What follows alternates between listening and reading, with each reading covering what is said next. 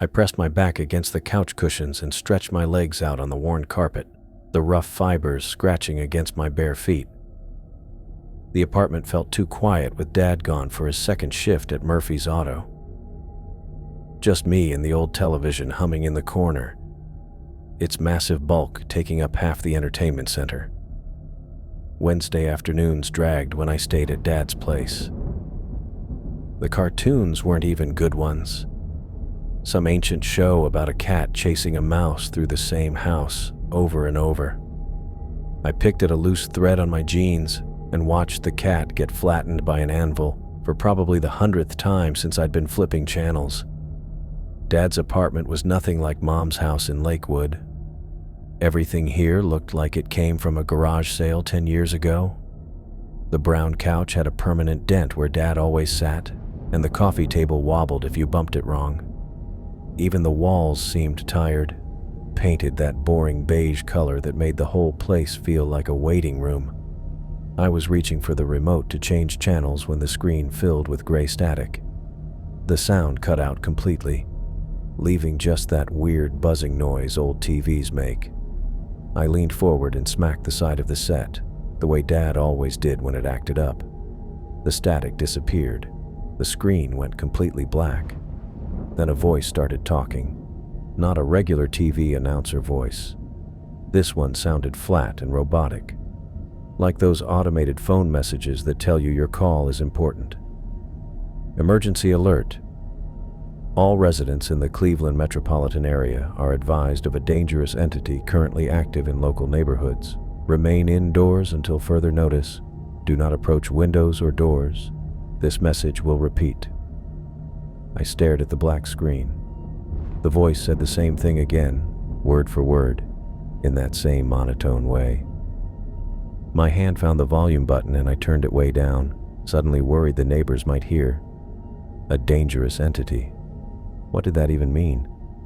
Like a wild animal? A criminal? The message played a third time, and I counted the seconds between repetitions.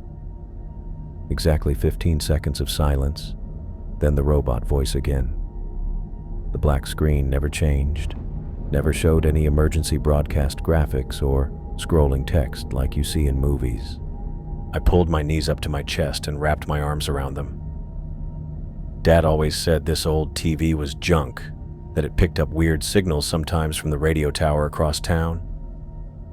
Maybe that's all this was, some kind of test broadcast that accidentally got through, but it felt real. The voice didn't sound like a test. It sounded urgent, even through the robotic tone. I stayed put on the carpet, watching the black screen repeat its warning. The apartment felt different now, like the walls were thinner or the silence was deeper. Every small noise, the refrigerator clicking on, footsteps from the apartment upstairs, made me jump. After what felt like hours, regular programming came back on. The cat was getting hit by another anvil, like nothing had happened. I checked the time on the cable box. The alert had lasted exactly 7 minutes. I changed channels, looking for news or anything about an emergency. Cartoons, talk shows, a cooking program. Nothing about any dangerous entity or instructions to stay inside. The local news wasn't on for another 3 hours. When Dad's key turned in the lock that evening, I was still sitting in the same spot on the carpet. He came through the door carrying a bag of takeout Chinese food, his work clothes smelling like motor oil and cigarettes. "You been sitting there all day?" He dropped the bag on the coffee table and looked at the TV. "What's on?" "Dad, did you hear anything about an emergency today? Like on the radio at work or anything?" He opened the food containers and handed me a set of chopsticks. "Emergency? What kind of emergency?" "There was this alert on the TV. It said something dangerous was in the neighborhood and everyone should stay inside." Dad pulled out his phone and started scrolling. His thumb moved fast across the screen, checking news apps and local websites. After a minute, he shook his head. "Nothing here. No alerts, no warnings." He held up the phone to show me a normal news homepage. When did you see this? This afternoon, around 3. The TV went black and this voice started talking about staying away from windows and doors. Dad looked at the television, then back at me. He used his chopsticks to grab some lo mein from the container. This old piece of junk probably picked up some random signal from somewhere. You know how it acts up. He gestured at the TV with his chopsticks. Could have been a test broadcast from another city, or maybe some kind of radio interference. These analog sets are like antennas for all kinds of weird stuff. I nodded and took some rice from the container. Dad's explanation made sense. The TV did weird things all the time. Channels that came in fuzzy, sounds that didn't match the pictures, programs that cut out for no reason. But the voice had been so clear, so specific about Cleveland. Did it seem real to you? Dad asked, watching my face. Yeah, it did. Well, I'm telling you, there was nothing. I would have heard about it at the shop or gotten an alert on my phone or seen it online. He took another bite and pointed the chopsticks at me. Don't let your imagination run wild, okay? This place is safe. I ate my dinner and watched Dad flip through channels, landing on some crime show where detectives were interviewing witnesses. He seemed completely unconcerned about the whole thing, already moving on to tomorrow's plans and whether I'd finished my homework. But something kept nagging at me. The way the voice had repeated the exact same message, the precision of the timing, the complete darkness of the screen. If it was just random interference, wouldn't there have been some variation? Some static or distortion? I accepted Dad's explanation because it was easier than arguing, and because he was the adult who knew how these things worked. But lying in the narrow bed in his spare room that night, staring at the ceiling, I couldn't shake the feeling that the alert had been meant for me specifically. That somewhere in Cleveland, something dangerous really was moving through the neighborhoods, and I was the only one who knew about it. I stopped believing Dad's explanation about interference after the third alert. The second one came 5 days later, around the same time in the afternoon. This time, when the screen went black and the robotic voice began, the message was longer. Stay away from windows and doors. Keep lights off during this broadcast. Do not make noise. The dangerous entity is moving through residential areas. Remain in interior rooms until this alert ends. I turned off the lamp next to the couch and sat perfectly still in the dim apartment. The voice repeated its expanded warning 4 times before regular programming returned. 7 minutes exactly, just like before. By the 4th alert, I'd started keeping track. I found an old spiral notebook in Dad's kitchen drawer, the kind he used for grocery lists, and wrote down everything. Date, time, duration, exact words. The pattern became clear after 2 weeks. Every 3 or 4 days, always between 2:30 and 4 p.m., always when I was alone, the instructions grew more detailed each time. Don't look outside, cover reflective surfaces, stay quiet. The entity responds to movement and sound. Each edition made the warnings feel more real, like whoever was broadcasting them had learned something new about this dangerous thing. I started preparing when I heard the static beginning. Lights off first, then I'd grab the notebook and a pencil, positioning myself on the carpet with my back to the windows. The voice would start and I'd write down every word, timing each repetition with the digital clock on the cable box. 3 weeks into this routine, Dad came home early from work. I was sitting in complete darkness when his key turned in the lock, the emergency alert halfway through its cycle. The apartment was black except for the glow from the television screen, which had been showing some kind of weather map with red zones marked across Cleveland. Ethan? What the hell? Dad hit the light switch by the door. The overhead bulb blazed on, making me squint and drop my pencil. On the TV, a cheerful game show host was asking a contestant about her family in Toledo. Why are you sitting in the dark? Dad walked over and felt my forehead with the back of his hand. Are you sick? There was an alert about the entity. I blinked in the sudden brightness, my notebook still open on my lap. It said to keep the lights off. Dad looked at the television, then at me. The game show contestant had just won a trip to Hawaii and was jumping up and down while confetti fell from the ceiling. Alert? He grabbed the remote and started flipping through channels. Local news, cooking shows, afternoon movies. Nothing but normal programming. There's no alert, Ethan. It just ended. Right when you came in. He kept clicking through channels for another minute, then set the remote down hard on the coffee table. The wobble made my pencil roll off onto the carpet. Enough.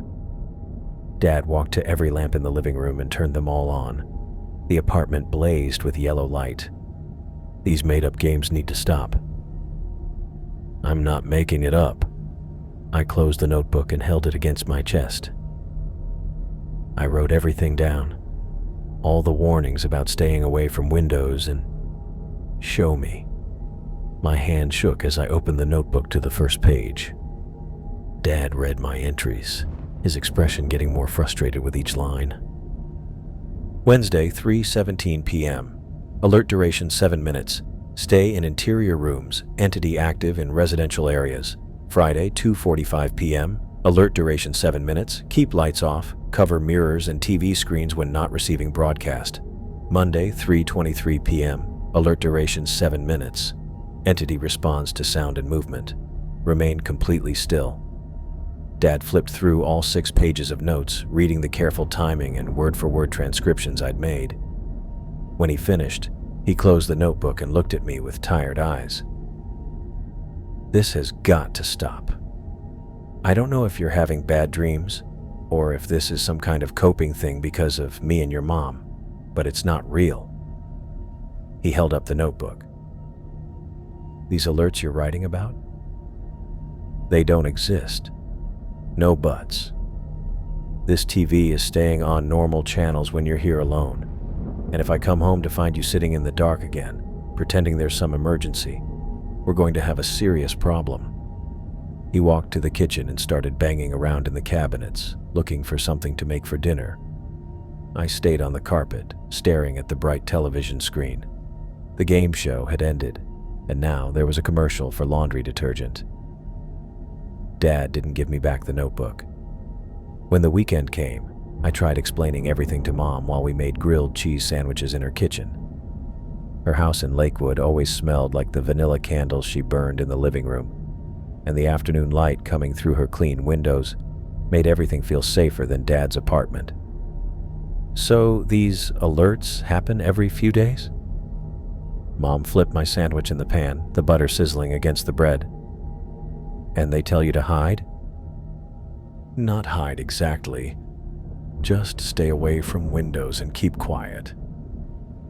There's something dangerous moving around the neighborhoods. She was quiet for a minute, concentrating on getting the cheese melted just right.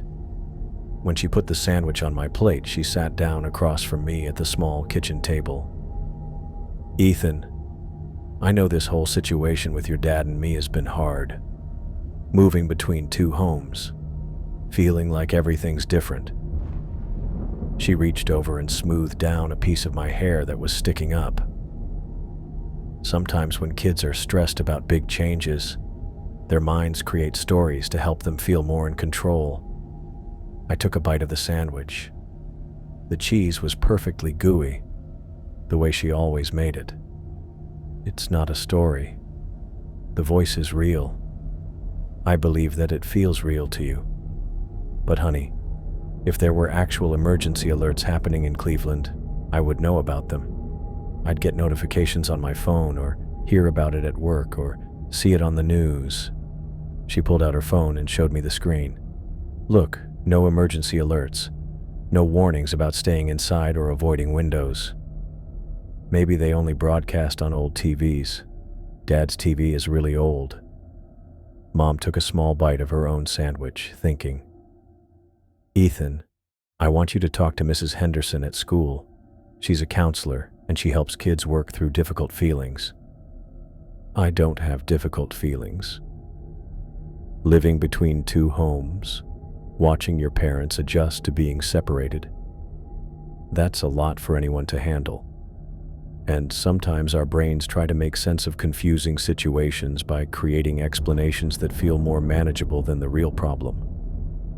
I finished my sandwich without arguing. Mom meant well, but she was doing the same thing Dad did, explaining away something she hadn't experienced herself. Neither of them had heard the robotic voice giving increasingly specific warnings about a dangerous entity. Neither of them had felt the way the apartment changed during those 7-minute alerts, like the walls got thinner and the silence got deeper. That night, lying in my old bed in Mom's house, I decided to keep tracking the alerts myself. Dad had taken my notebook, but I could remember most of the details, the timing, the progression of warnings, the exact duration. Something was happening in Cleveland, something the adults couldn't see or hear, but I was going to figure out what it was, even if I had to do it alone. The next alert would come on Tuesday or Wednesday, sometime in the afternoon. I'd be ready for it. I'd counted 23 alerts by the time the warning changed. The afternoon felt like all the others.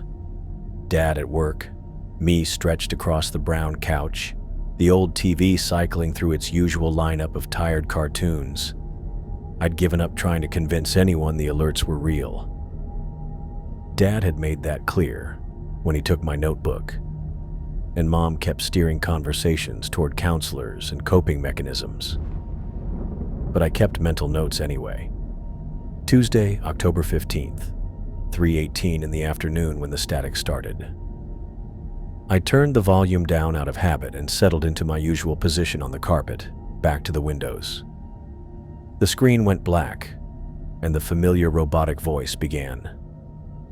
"Emergency alert. All residents in the Cleveland metropolitan area are advised of a dangerous entity currently active in local neighborhoods. Remain indoors until further notice. Do not approach windows or doors. Do not respond to anyone outside, even if they claim to be family or emergency services. This message will repeat." My spine went cold. That was new. The voice continued with its standard warnings about staying in interior rooms and keeping quiet, but the addition about family and emergency services played again with each repetition. Don't respond to anyone outside, even if they claim to be family or emergency services. Why would someone pretending to be family try to get inside? What could mimic a person's voice well enough to fool someone? I pulled my knees to my chest and counted the repetitions. 4 times, then silence. The familiar 7-minute cycle ticking by on the cable box. 5 minutes and 30 seconds into the alert, I heard footsteps outside. They moved quickly across the parking lot, the rhythm uneven like someone running but trying not to make noise. The steps stopped directly in front of Dad's door. "Ethan?" My mother's voice, breathless and shaking. "Ethan, please, I need you to open the door. Something's wrong, and I need help." I stayed frozen on the carpet. Mom sounded terrified, her words coming out in rushed bursts like she was crying or trying not to scream. But the robotic voice on the television had just finished repeating its warning about not responding to anyone outside. "Please, honey, I know you're in there. Your dad called me and said there was an emergency. I drove straight here." Her voice broke on the last word. "Ethan, I'm scared. Please, let me in." My hand found the remote and I muted the television completely. Mom's voice became clearer through the door, and she really did sound like she was crying. The way her voice cracked when she said my name. That was exactly how she sounded when she got overwhelmed, like the time she found out Dad was moving out. I stood up, my legs shaky, and took a step toward the front door. "I can hear you moving around in there. Please, just unlock the door. We need to leave right now. Another step. The deadbolt was 3 feet away, a simple turn of my wrist. The television volume suddenly increased, even though I'd muted it. The robotic voice filled the apartment.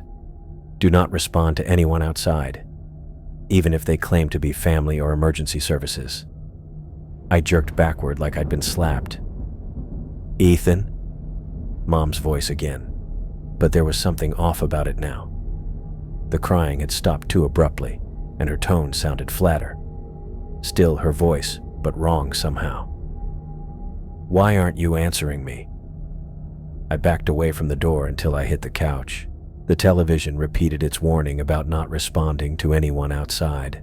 6 minutes and 15 seconds on the cable box. I know you can hear me. The voice outside wasn't crying anymore. It sounded patient now, almost conversational. Your father told me about the games you've been playing, about the alerts you think you're receiving. Games. Mom had never called them games. She always said stories or feelings, never games. Open the door, Ethan. We need to discuss this behavior. The voice was definitely Mom's, but the words felt wrong, too formal. She didn't talk to me like a teacher giving a lecture. 7 minutes exactly. The television screen filled with bright colors as regular programming returned. A cooking show where someone was explaining how to properly fold dumplings. The voice outside stopped. I waited 5 more minutes before moving away from the couch. No more footsteps in the parking lot. No sounds at all, except the normal afternoon noise of traffic and someone's dog barking 3 buildings over. When I finally worked up the courage to look through the peephole, the hallway was empty. That evening, I called Mom from Dad's kitchen phone while he was in the shower. She answered on the second ring, her voice bright and normal. Hi, honey, how was your day? Mom, were you at Dad's apartment this afternoon? What? No, I was at work until 5:30. Why would I be at your father's place? You didn't come by around 3:20? You didn't knock on the door? There was a pause, and when she spoke again, her tone had shifted to that careful way adults use when they think you're lying. Ethan, I was in meetings all afternoon. I have my calendar right here if you want me to read it to you. Another pause. Why would you think I came by? I heard your voice outside the door. You sounded upset and said Dad called about an emergency. Your father didn't call me about anything, and I certainly wasn't at his apartment building. Her voice got sharper. Ethan, what's really going on here? I held the phone against my ear and stared at the kitchen tiles. How could I explain that her voice had been outside the door, pleading and crying, and then turning strange? How could I tell her about the warning not to respond to family members when she already thought I was making everything up? Nothing. I guess I just thought I heard something. These stories are getting out of hand. First the emergency alerts. Now you think I'm showing up places I've never been. She took a deep breath. I think we really need to talk about getting you some help processing all these changes. I'm fine, Mom. No, you're not fine, and that's okay. But these elaborate scenarios you're creating, they're not helping you cope. They're making things worse. I hung up without saying goodbye. Dad came out of the bathroom in his robe, his hair still wet from the shower. He looked at me standing by the kitchen phone and frowned. Who were you talking to?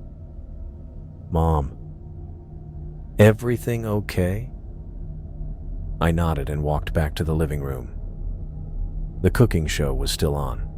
Someone now demonstrating knife techniques for chopping vegetables. Normal, harmless television that didn't warn anyone about dangerous entities or voices that pretended to be your mother. Dad followed me and sat in his usual spot on the couch, making the cushions sag. Ethan, I need you to listen to me. He picked up the remote and turned off the TV completely. Your mom called earlier and told me about some of the things you've been saying to her, about emergency alerts and now thinking she came by here today. I stared at the blank television screen. These stories have got to stop. I don't know if you're doing this for attention or if you're genuinely confused about what's real and what isn't. But either way, it ends now. He leaned forward, elbows on his knees. If I hear about one more made-up emergency or fake alert, I'm getting rid of this TV entirely. No more cartoons, no more anything. Do you understand? Yes. Good.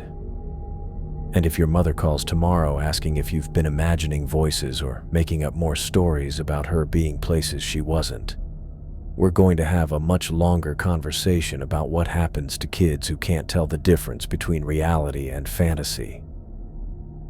He turned the television back on and flipped to a baseball game.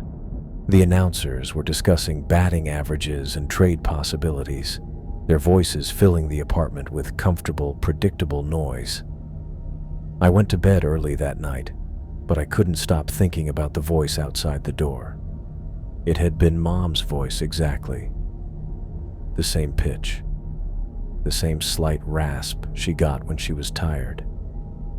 But something about the words, the way she'd called my behavior games, the formal tone when she'd said we needed to discuss things, and the timing. 20 minutes after an alert that specifically warned about not responding to people claiming to be family. Lying in the narrow bed, staring at the ceiling, I realized I was completely alone with this. Neither parent believed me. Both thought I was making everything up. And now Dad was threatening to take away the only way I had of receiving the warnings. But the alerts would keep coming. Every 3 or 4 days, right on schedule, telling me about the dangerous entity moving through neighborhoods. And now I knew that entity could sound exactly like someone I loved. The figures appeared during the 24th alert. I'd positioned myself in my usual spot on the carpet when the static began. Back to the windows, volume turned down low. The screen went black and the robotic voice started its familiar warnings about staying away from windows and doors. But this time, when I glanced toward the sliding glass door that led to Dad's small balcony, I saw them. 3 dark shapes stood perfectly still on the concrete outside. Not moving, not making any sound. Just standing there like they were waiting for something. The figures were tall, maybe adult height, but their details were impossible to make out through the glass. They looked more like shadows than people, except shadows didn't stand upright when there was nothing to cast them. My breathing went shallow. The alert voice continued its cycle about remaining in interior rooms while the entity was active, but now I understood why. The dangerous thing wasn't some abstract threat moving through neighborhoods. It was right outside Dad's apartment, watching. I forced myself to stay still until the 7 minutes ended and regular programming returned. A game show filled the screen with bright colors and applause. When I looked back at the sliding door, the balcony was empty. Dad's old camera sat on the kitchen counter where he'd left it after looking through vacation photos last weekend. The next time an alert came, Thursday afternoon while Dad was at Murphy's, I was ready. The figures appeared again during the 4th repetition of the warning message. This time, there were 4 of them, arranged across the balcony in a line. I grabbed the camera and crept toward the sliding door, staying low and keeping the volume muted on the television. Through the viewfinder, they looked even stranger. Tall and completely motionless, like mannequins someone had positioned outside and forgotten. I snapped 3 pictures, the camera's flash reflecting off the glass door. The moment the alert ended and cartoons returned, they vanished. I developed the film at the 1-hour photo place near Dad's work that Saturday, telling the clerk I was working on a school project. When I picked up the prints, my hands shook as I flipped through them. Empty balcony, empty concrete, empty railing with nothing beyond it but the parking lot and other apartment buildings. The photos showed exactly what Dad would see if he looked out those windows. Absolutely nothing unusual. But I'd seen them standing there, counted 4 distinct shapes arranged in perfect spacing across the narrow balcony. Sunday dinner at Mom's house in Lakewood gave me another chance to try explaining what was happening. She'd made pot roast, my favorite, and the kitchen smelled like herbs and comfort. Her dining room always felt safer than Dad's apartment, with clean windows that let in actual daylight and furniture that matched. The figures only show up during the alerts, I said, cutting my roast into smaller pieces. They stand perfectly still for exactly 7 minutes, then they're gone. Mom set down her fork and looked at me with that expression she got when she was trying to be patient. Ethan, honey, we've talked about this. These emergency alerts you think you're hearing, they're not real. But now I'm seeing things too, during the broadcasts. That's what worries me. She reached across the table and touched my hand. When someone starts having both auditory and visual experiences that no one else can confirm, that's usually a sign they're under a lot of stress. I pulled my hand back. I took pictures. They don't show up in photos, but I saw them. Of course they don't show up in photos because they're not actually there. Her voice got gentler, the way it did when she thought I was upset. Ethan, I think you're creating these stories because you feel responsible for your dad and me separating. Kids often blame themselves when their parents split up. And sometimes that guilt manifests as elaborate scenarios. I don't feel guilty. Maybe not consciously. But your mind might be trying to create an external threat, something dangerous that requires you to stay alert and vigilant, because dealing with that feels easier than processing the real changes happening in our family. I finished my pot roast without arguing. Mom meant well, but she was doing what adults always did, explaining away anything that didn't fit their understanding of how the world worked. She couldn't hear the alerts, couldn't see the figures.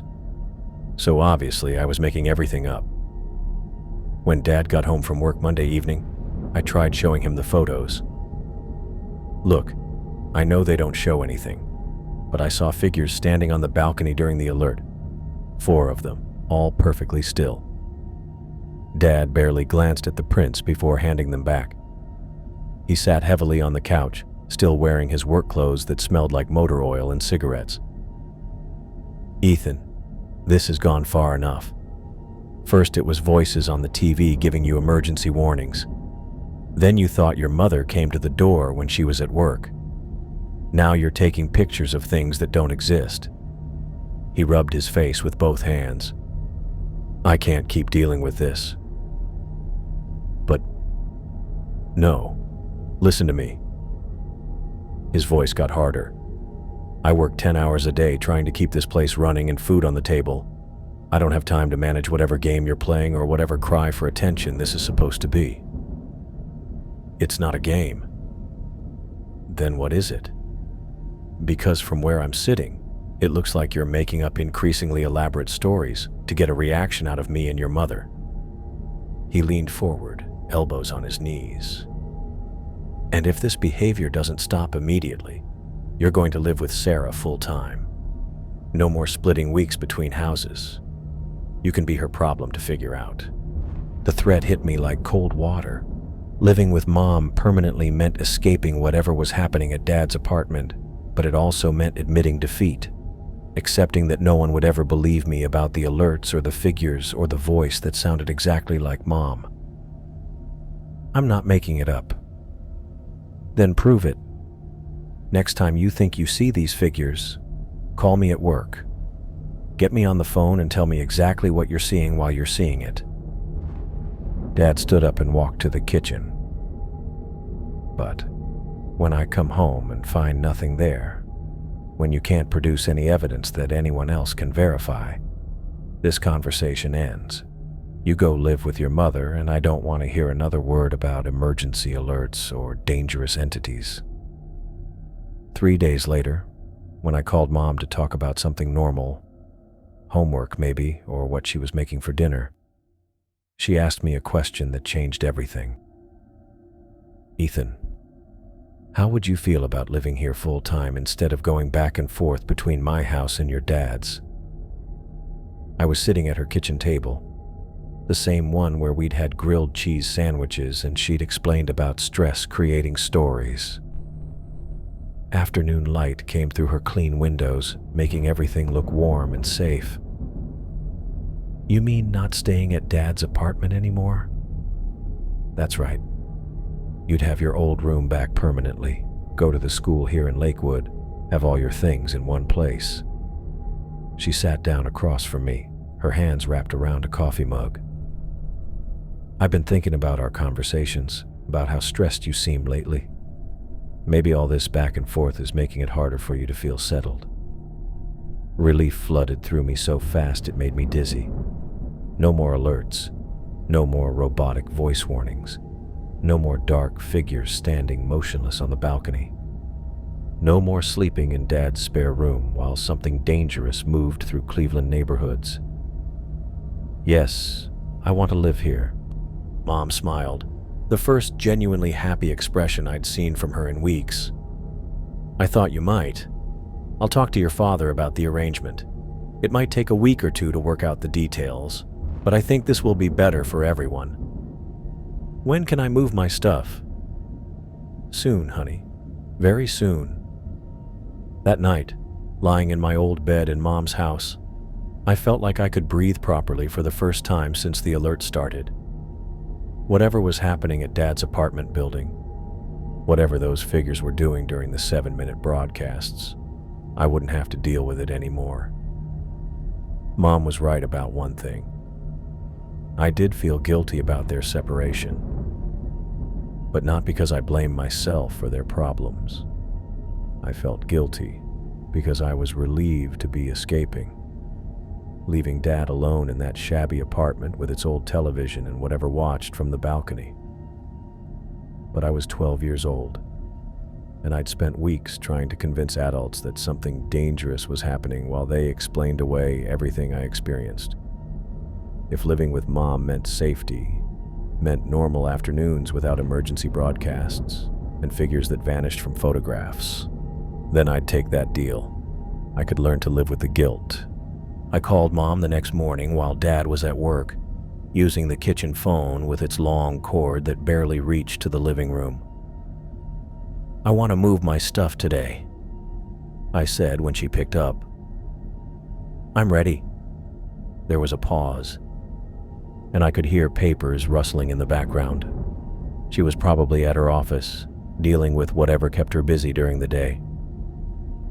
"Today? Ethan, I thought we agreed it would take a week or two to work everything out with your father. I already packed most of my things. It's just clothes and some books." I wound the phone cord around my finger, watching it turn white. "Dad said I could go live with you if I wanted to. He won't care if I leave early." "Honey, this isn't something we can rush. There are arrangements to make, conversations to have. Please, Mom. I just want to come home." The words slipped out before I could stop it. Home. Not Mom's house or the place in Lakewood, but home. Dad's apartment had never felt like that, with its saggy couch and temperamental television and the constant feeling that something was watching from outside. "Oh, sweetheart." Her voice got softer. "Of course you want to come home. I'll pick you up this afternoon, okay? We'll figure out the details later." "What time?" "Around 4:30, after I finish up here. Pack whatever you need for now, and we can get the rest of your things another day." I hung up and spent the rest of the morning pulling clothes from the small dresser in Dad's spare room. Everything fit into one duffel bag. T-shirts, jeans, underwear, the 3 books I'd brought from Mom's house weeks ago. The room looked exactly the same when I finished, like I'd never lived there at all. The afternoon dragged by with game shows and soap operas filling the silence. I kept checking the cable box clock, watching the minutes crawl toward 4:30. Every few minutes I'd look toward the sliding glass door, but the balcony stayed empty.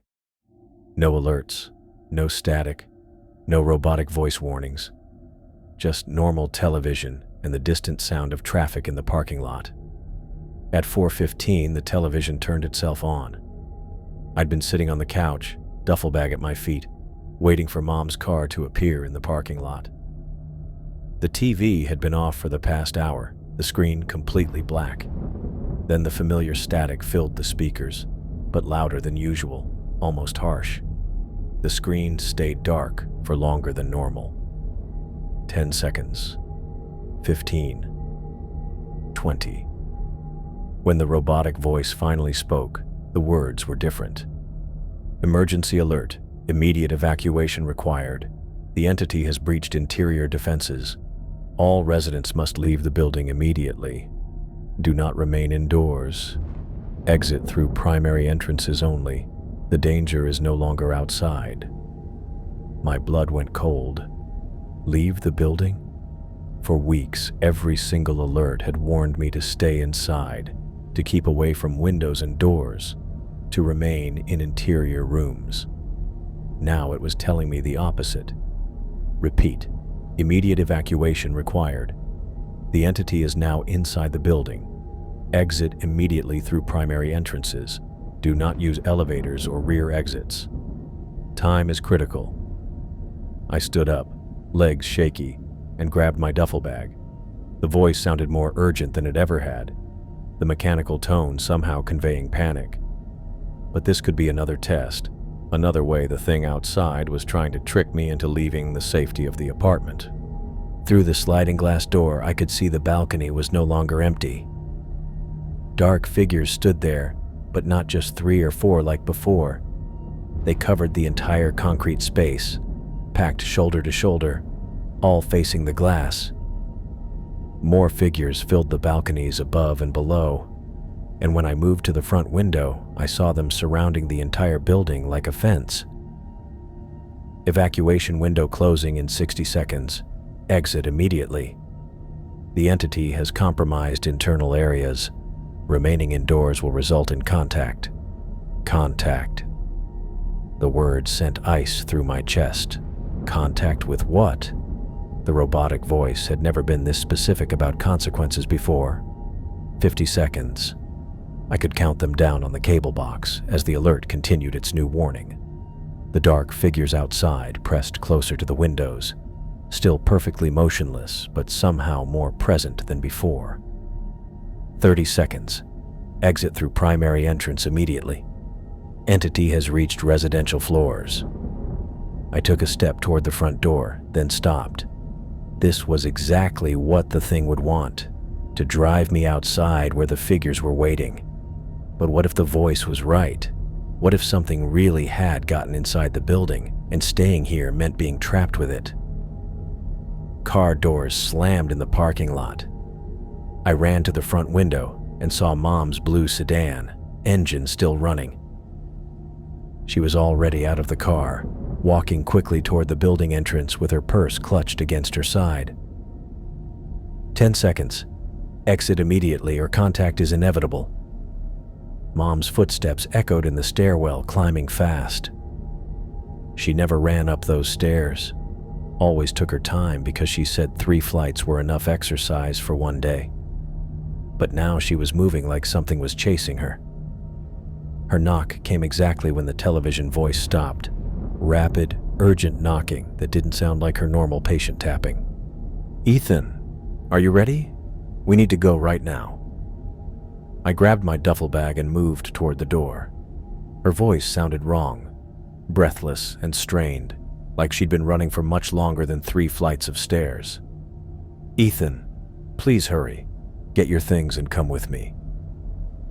The television behind me was still broadcasting, but the alert had changed again. Now it was just repeating, "Contact initiated, exit impossible. Contact initiated, exit impossible."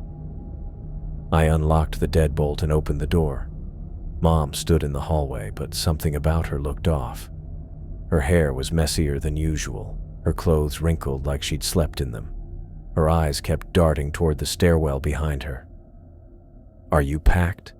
We need to leave immediately." "Yeah, I'm ready." I stepped into the hallway with my bag. "Mom, are you okay?" "Everything's fine now, but we have to go. Right now." She turned and started down the stairs without waiting for me to lock the door. I followed, hearing the television's voice echoing from the open apartment. "Contact initiated. Contact initiated. Contact initiated." The stairwell felt different as we descended. Darker, even though the fluorescent lights were working. Our footsteps seemed to echo too much, bouncing off the concrete walls in ways that didn't make sense. Mom moved quickly ahead of me, taking the steps 2 at a time. "Mom, slow down." "We can't slow down. We have to reach the car." Her voice carried that same strained quality, like she was trying not to panic but wasn't entirely succeeding. When we reached the second-floor landing, I caught a glimpse of her face in the stairwell light. Her expression looked focused and determined, but also somehow blank, like she was concentrating very hard on something I couldn't see. The ground floor exit appeared ahead of us, late afternoon daylight streaming through the glass doors. Mom pushed through first, holding the door open for me. "Hurry, Ethan." I stepped outside and immediately felt exposed. The dark figures I'd seen from the window were gone, but the parking lot felt wrong, too quiet for 4:30 on a weekday afternoon. Mom's car sat exactly where she'd left it, engine running, driver's door still open. "Get in the car. Put your bag in the back seat." I threw my duffel bag behind the passenger seat and climbed in. Mom was already behind the wheel, putting the car in reverse before I'd even closed my door. As we backed out of the parking space, I could hear the television in Dad's apartment still broadcasting through the open door we'd left behind. The robotic voice carried across the parking lot, repeating its warning about contact being initiated, growing fainter as Mom accelerated toward the street. Sarah drove faster than usual through the residential streets, taking corners without her typical caution. I watched familiar neighborhood houses blur past the passenger window. Small ranch homes with chain-link fences and overgrown lawns that looked exactly like the area around Dad's building. "Mom, are you okay?" "Everything's fine now." Her hands gripped the steering wheel tightly, knuckles white against the worn plastic. She kept checking the rearview mirror every few seconds, but not the way she normally did when driving. These were quick, darting glances, like she expected to see something following us. "You seem upset." "Everything's fine now. We're safe." The same phrase, delivered in the exact same tone. I'd heard Mom repeat herself before when she was distracted or thinking about work, but this felt different. More automatic, like she was reading from a script. We passed through the intersection where Woodland Avenue met the main road toward Lakewood. I'd made this drive dozens of times over the past few months, moving between Dad's apartment and Mom's house, but today the route felt unfamiliar. The street seemed too empty for late afternoon, with no kids playing in yards or people walking dogs. "Mom, why were you in such a hurry to leave?" "Everything's fine now. You're safe." I turned to look at her more carefully. Her profile looked normal. The same nose, same chin, same auburn hair pulled back in its usual ponytail. But something about her expression seemed fixed, like she was concentrating very hard on maintaining the right facial features. The highway on-ramp appeared ahead, marked by a green sign that read, I-90 West, Lakewood. Mom accelerated up the ramp without slowing down, merging into traffic with the kind of aggressive driving she always criticized other people for doing. I'd been watching the speedometer climb past 65 when movement in the side mirror caught my attention.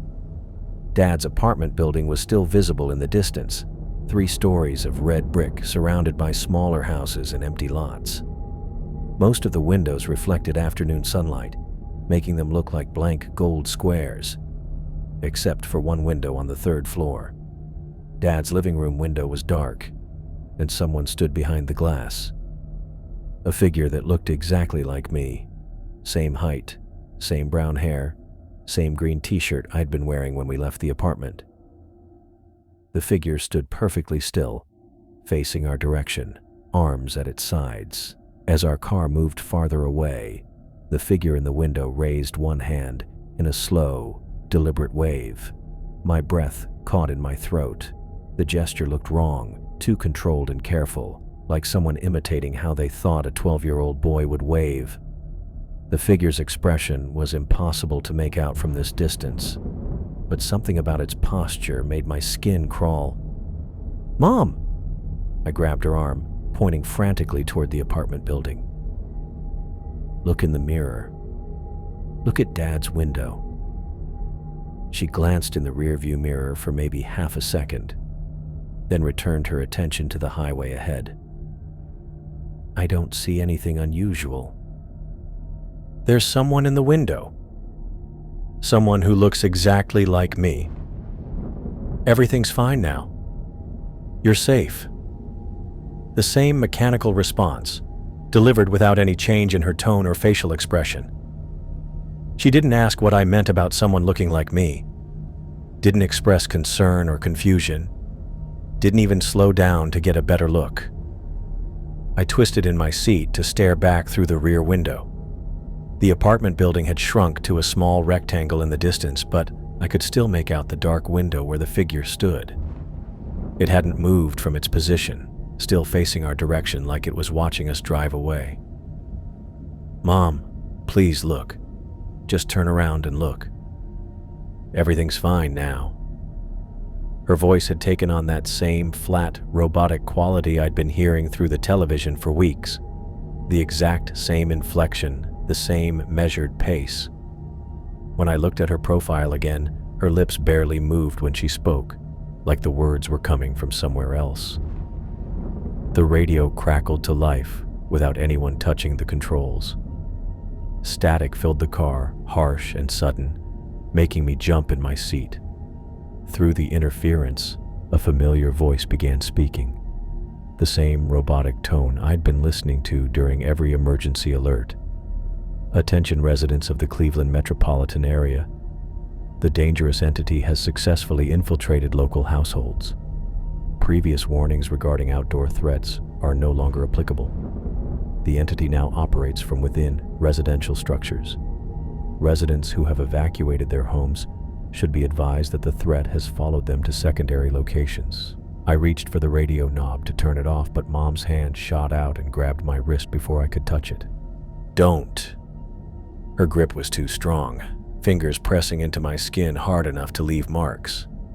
She'd never grabbed me like that before, never used that tone of voice with me. The radio continued its broadcast. The entity demonstrates the ability to mimic familiar individuals with complete accuracy. Residents should not trust family members who exhibit unusual behavior patterns or request immediate relocation. The danger is no longer external. I tried to pull my hand away, but Mom's fingers tightened. Her eyes stayed fixed on the road ahead, but her mouth moved slightly, like she was mouthing the words along with the radio broadcast. "Evacuation efforts have been compromised. Secondary locations are not secure. The entity has successfully integrated into family units. Trust no one. Remain vigilant. This message will repeat." The static faded, and normal music began playing. Some oldies station Mom liked, with a cheerful song about summer vacation. She released my wrist and returned both hands to the steering wheel. "Everything's fine now. You're safe." I rubbed the red marks her fingers had left on my skin and looked back toward Cleveland one more time. Dad's apartment building was no longer visible, hidden behind trees and other buildings. But somewhere in that third-floor window, something that looked exactly like me was probably still standing there, watching the empty highway. The radio played its upbeat song while Mom drove toward Lakewood, humming along under her breath. Everything about the car seemed normal, except for the 5 finger-shaped bruises forming on my wrist. and the way her humming sounded exactly like the robotic voice from the emergency alerts.